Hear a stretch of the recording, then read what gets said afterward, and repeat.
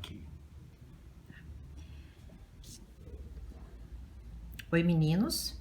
Nós vamos continuar aquele assunto de língua e linguagem nessa aula de hoje, tá? Então, hoje, vocês estão vendo aqui língua, é na página 8, tá?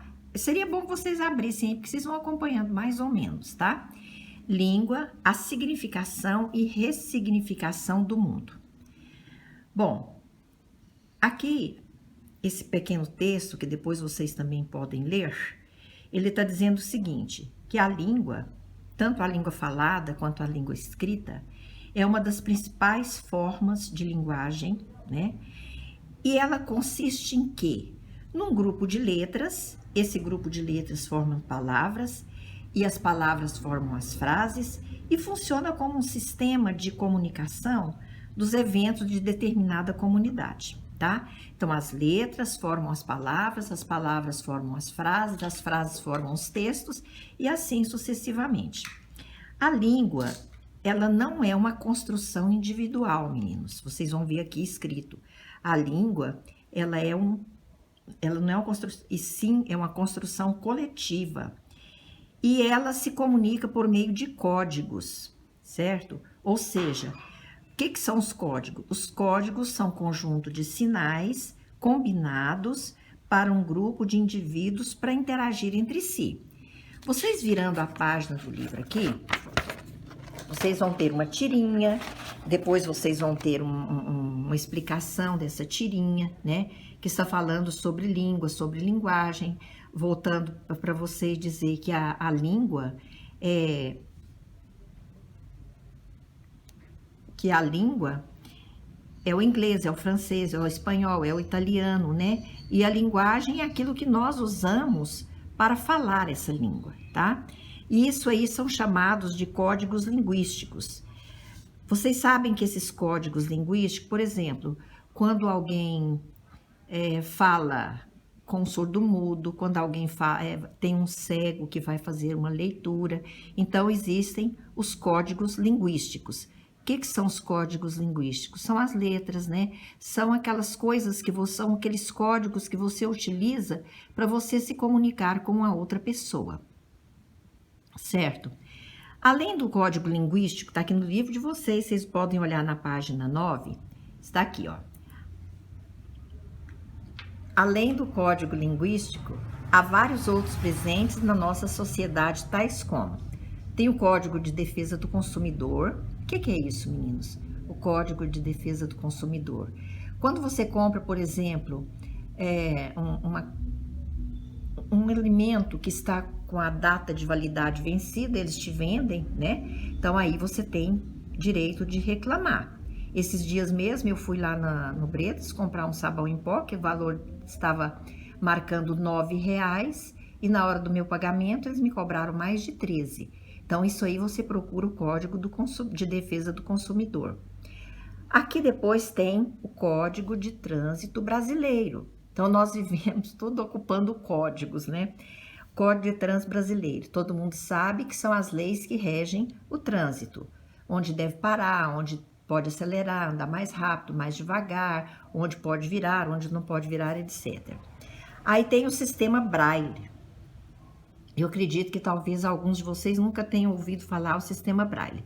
O sistema Braille, aqui embaixo, vocês têm até uma gravurazinha aqui, é uma escrita em alto relevo, porque quando a pessoa é cega, então ela passa a mão e ela sabe quais as letras, e através das letras elas formam as palavras, que formam os textos, e ela consegue fazer a leitura.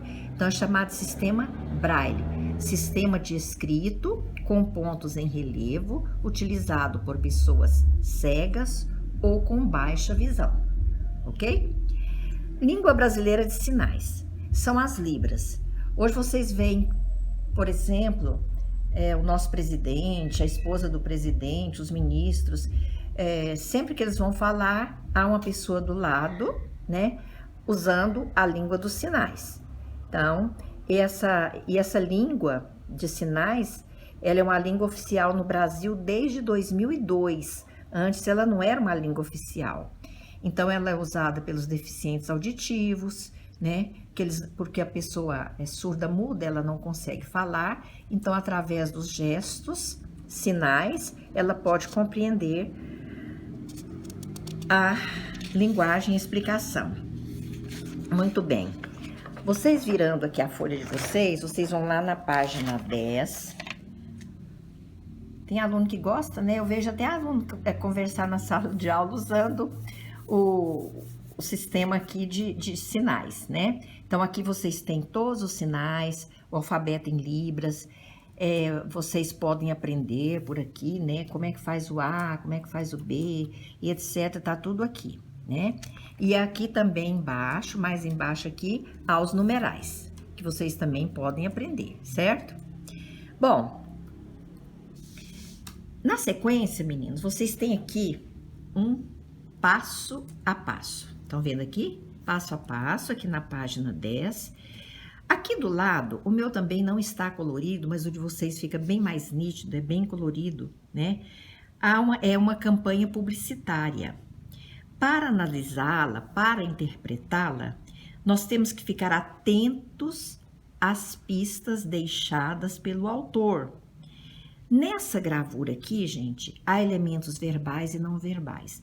Nós sempre falamos nas nossas aulas que os elementos verbais, às vezes o aluno fala assim, elemento verbal é verbo. Não, gente, elemento verbal é a escrita e elemento não verbal é a gravura. Então, aqui você tem elemento verbal, tá vendo todo mundo aqui? Elemento verbal e a gravura é o elemento não verbal. Então, o autor desse texto aqui, ele brinca com a linguagem. Ele colocou a frase de cabeça para baixo. Por quê? Porque esse animalzinho aqui, ele também está de cabeça para baixo. Assim, ele colocando os dois de cabeça para baixo, ele faz com que essa propaganda se torne engraçada, despertando o interesse do leitor, certo? Depois também vocês podem ler aqui direitinho para compreender melhor. Vamos virar a página do nosso livro, terminando já. Aqui tem a fala e as suas particularidades. Então, vamos ver o que é isso.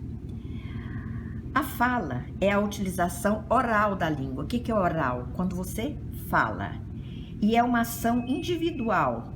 É por isso que cada pessoa escolhe, ao falar, os elementos da língua mais apropriados, levando em conta o quê? A intencionalidade. Por que eu estou escrevendo esse texto? Quando eu escrevo uma piada, por exemplo, qual que é o objetivo? Fazer graça, né? Por que eu estou escrevendo isso aqui? Não, eu estou escrevendo isso aqui para ensinar meu aluno. O que é isso aqui? Eu estou escrevendo isso aqui para eu perguntar alguma coisa ou para emocionar alguém. Então, a intencionalidade é que faz o tipo de fala, de língua que eu estou escrevendo aqui. A situação comunicativa também. Com quem que a gente está conversando? Se eu estiver conversando com uma pessoa da minha casa, com um familiar meu, eu posso utilizar uma linguagem informal, né? Eu posso usar uma linguagem informal. Você vai, você fez, mas está escrita, nós não podemos fazer isso. Então, na escrita, nós temos que utilizar aquela língua que vocês sabem que é a língua padrão, né? Nós devemos levar em conta também o nível de fala, da fala a ser utilizado. Qual é o modo como o falante se manifesta, né? Veja, por exemplo, vocês aqui, essa gravura. Aqui tem uma criança, né, dizendo assim, mãe, qual é a senha para conversar com você? O que isso aqui significa? Significa que o garotinho já tentou conversar com a mãe uma série de vezes e a mãe não o escutou, né? A mãe não deu a mínima para ele. Então, o que acontece? Ele chama a atenção da mãe. Então, o nível da fala, a intenção, a situação comunicativa fez com que essa criança chamasse a atenção da mãe. Provavelmente, ela tentou estabelecer um diálogo muitas vezes com essa mãe e a mãe não deu a menor importância. Então, o que ela fez? Ela mudou de estratégia.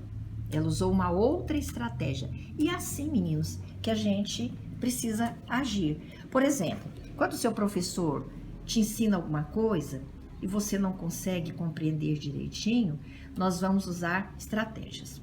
Meninas, eu quero chamar a atenção de vocês para uma coisa muito importante agora. Existe o que nós chamamos de preconceito linguístico. O que é o preconceito linguístico? Por exemplo, vocês alunos de 6º ano, quando vocês vão pedir licença para ir ao banheiro, vocês falam assim: professora, posso ir no banheiro? Você não pode dizer eu posso ir no banheiro, porque você já é um estudante, né? Você já sabe que quem vai a algum lugar. Então, professora, eu posso ir ao banheiro? Agora, o que é o preconceito linguístico? O seu ajudante lá da fazenda, o ajudante da sua casa, fala nós vai, nós foi, nós veio. Então, isso daí vocês não têm que criticar. Ela está falando de uma maneira que dá para entender? Sim, ela está falando de uma maneira que dá para entender. Ela aprendeu daquele jeito? Foi. Fiquemos em casa. Então, você, estudante, é que não pode dizer esse tipo de fala e nem criticar as pessoas que não falam corretamente, né? A menos que ela tenha um grau de escolaridade muito grande e não está falando a coisa correta, né? Mas, de qualquer maneira, a gente não tem que criticar ninguém, não, tá? Agora, nós, professores, precisamos chamar a atenção de vocês quando vocês falam de maneira que não é correta, que não está de acordo com a língua portuguesa, tá? Então, nós temos agora, vou falar para terminar com vocês, vamos ver os níveis da fala. Nós temos 2 níveis de fala. Nós temos, isso nós já falamos muitas vezes na sala de aula.